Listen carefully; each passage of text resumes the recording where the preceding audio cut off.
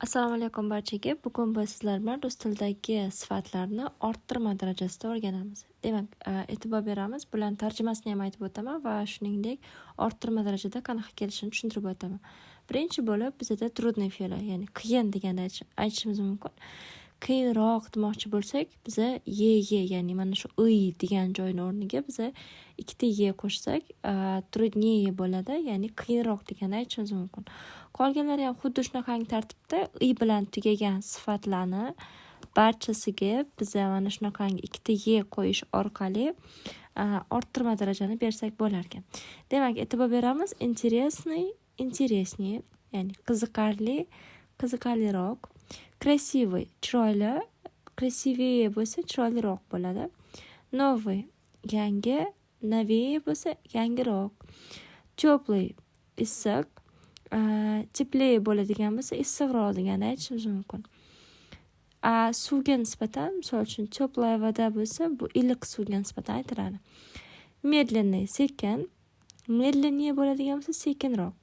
Быстрый, tez, быстрее bo'lsa tezroq deb aytamiz. Холодный, sovuq, холоднее bo'lsa sovuqroq deganni aytishimiz mumkin. Ya'ni bizda mana shunaqangi oxiri i bilan tugagan sifatlarga nisbatan osonroq bo'ladi. Ya'ni bularni biza orttirma darajasini aytish uchun faqatgina ikkita ye qo'yishimiz o'zi yetarli. Lekin bizda hamma fe'llarimiz ham i bilan tugamaydi. Ya'ni hamma sifatlarimiz ham i bilan tugamaydi. Shunaqa sifatlarimiz bor, oxiri oy, i, boshqacha tugaydiganlar bor. Bularga qanaqangi tartibda beriladi.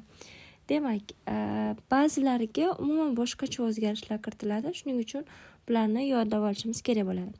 Большой, katta, больше bo'lsa kattaroq deganni aytishimiz mumkin. Urg'u больше deganda o harfiga tushadi. Keyingisi маленький, kichkina, menshi bo'lsa kichkinaroq deganni aytishimiz mumkin. Короткий, qisqa, короче bo'lsa undan qisqaroq bo'lsa aytishimiz mumkin. Bu gapda keladigan короче bilan o'xshashib ketadi. Ya'ni короче говоря deganda ham ishlatishimiz mumkin. Qisqacha qilib aytganda deganda aytamiz. Keyingisi широкий, keng, shire bo'lsa kengroq bo'ladi. Так, молодой, yosh, моложе bo'lsa yoshroq deganda aytishimiz mumkin. Хороший, yaxshi, e'tibor beringlar. Хороший deb aytmaymiz, лучше deymiz. Ya'ni yaxshiroq demoqchi bo'lsak, лучше deb aytamiz. Keyingisi плохой, yomon, хуже bo'lsa yomonroq deganda aytishimiz mumkin. Bularning ikkitasida umuman boshqacha o'zgaradi.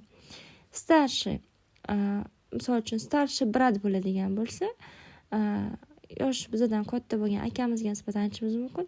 Starshi bo'lsa kattaroq deganda aytishimiz mumkin. Yoshga nisbatan.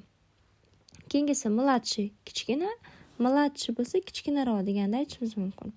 Дорогой, qimmat, дороже bo'ladigan bo'lsa qimmatroq deganda aytishimiz mumkin.